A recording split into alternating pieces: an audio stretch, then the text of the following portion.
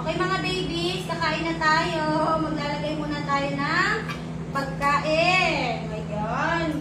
Tingnan nyo, naghihintay talaga yan ha. Kasi bawal pa po kumain. Kasi kailangan maglagyan muna ni mama to. At syempre makapagdasal. Diba Coco? Kasi nagpe-pray po kami bago kumain eh. O, maghihintay muna ha. Wala munang kukuha ng pagkain. Tingnan nyo si Baba. Napakabait ni Baba. Nakikinig.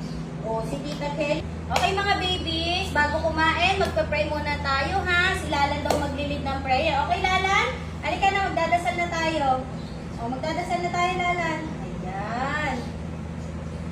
Papa God, maraming salamat po sa pagkain ng mga batuta ngayon. Maraming salamat po sa mga blessing niyo sa amin sa araw-araw. Maraming salamat po dahil lagi po silang healthy. Thank you din po dahil